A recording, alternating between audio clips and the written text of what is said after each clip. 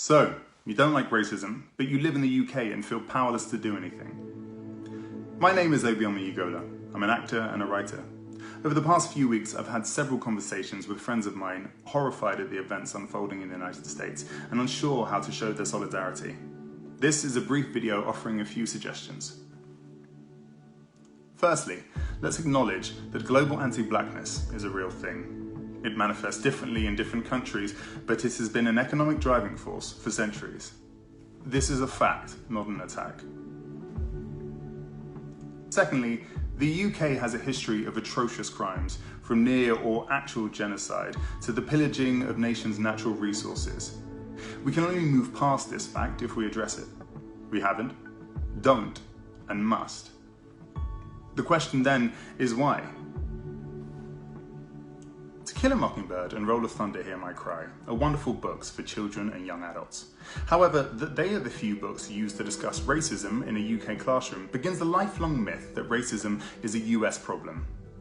You can study history from the age of 7 to 21 in the UK classroom and never have to go into any depth about the UK's role in colonising and depriving nations of their freedoms, rights and resources. It is a glaring hole not only in our children's education, but by proxy, ours. As an adult, how can we begin to plug these gaps in our collective educational knowledge? The following book suggestions may offer a starting point, honestly telling Britain's past, present, and where we might go from here. First up is the Sunday Times bestseller, British, on Race, Identity and Belonging by Efwa Hirsch. Next is the award-winning Why I'm No Longer Talking to White People About Race by Reni Eddo-Lodge. Following that is hip-hop artist and writer Akala's Natives, Race and Class in the Ruins of Empire. And finally is science writer and broadcaster Dr. Adam Rutherford's How to Argue with a Racist. And now for some frequently asked questions. Is Black Lives Matter only about the police? No, unfortunately not. So, whilst taser usage on black Londoners is 4 times that of their white counterparts, it extends further than just the justice system. Black Caribbean children, for instance, are 3.5 times more likely to be excluded at primary, secondary and special schools than all other peoples. Whilst Premier League football players are to this day still suffering racist monkey chants that many had thought left back in the 1980s. Does this apply to me? I'm not racist. I don't see colour, I just see the person. We need you to see colour. If you can't or won't, how can you be an effective ally? How can you hear if somebody is making racist comments or see if your colleague is giving your black co-worker a hard time? In the words of Angela Davis, it is not enough to be non-racist. We must be anti-racist. And so, for anybody who wants to be an ally to the cause, I would offer these 4 suggestions. Firstly, educate yourself and others.